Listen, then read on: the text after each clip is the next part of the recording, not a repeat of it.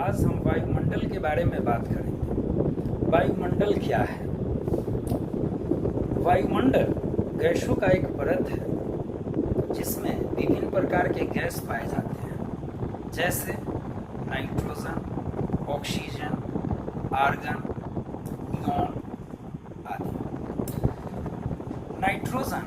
Nitrogen का मात्रा वातावरण में 78% पाया जाता है, जो किसी वस्तु को जलने से रोकता है।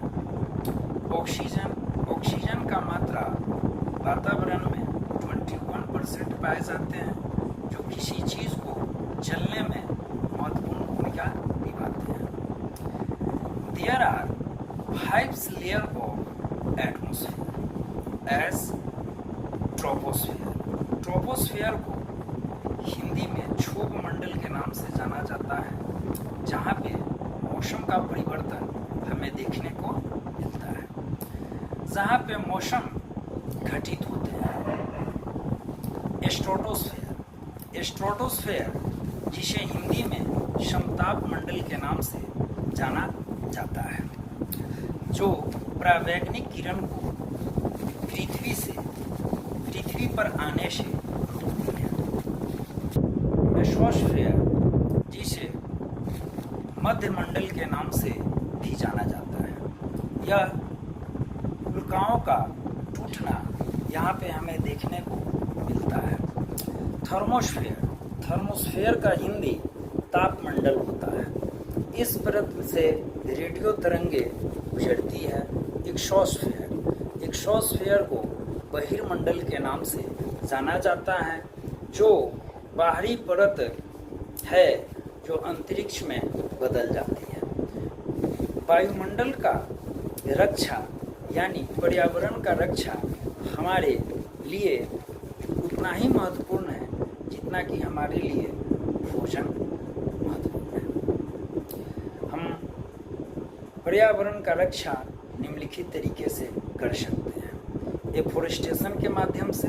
एफोरेस्टेशन यानी पेड़ पौधों को अधिक मात्रा में लगाएंगे, जिसके कारण पर्यावरण मेरा संरक्षित रहेगा एवं शुद्ध वातावरण कायम हो पाएगा। एफोरेस्टेशन यह पृथ्वी का लंग्स है, जिससे जीवों के कल्याण इसके अंतर्गत निहित होते हैं। डिफोरेस्टेशन जिसके कारण जंगल का कटाई होता है, जिसके कारण पर्यावरण पर इसका दूषित प्रभाव देखने को हमें मिलता है।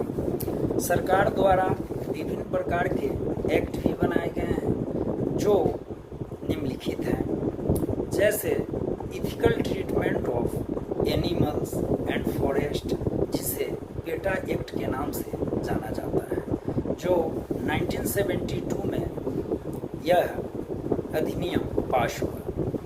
एवं वन संरक्षण अधिनियम एफोरेस्टेशन का बढ़ावा इन्वायरमेंटल प्रॉपर्टी को प्रिजर्व एंड कंजर्व करने का महत्वपूर्ण उद्देश्य माना जाता है। रिन्यूएबल रिसोर्स को बढ़ावा देना, जैसे सौर ऊर्जा, पवन ऊर्जा, जल ऊर्जा इत्यादि के द्वारा हम पर्यावरण का संरक्षण कर सकते हैं। आर्टिकल 51 में भी पर्यावरण संरक्षण संबंधित विचारधाराओं को दिया गया है, जिसको हम पर्यावरण को सशक्त बनाने में महत्वपूर्ण भूमिका निभा सकते हैं।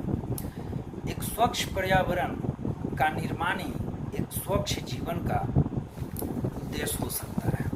पर्यावरण हमारे लिए महत्वपूर्ण है, so we always maintain good activities about environment and thinking, so we can improve lifestyle of environment.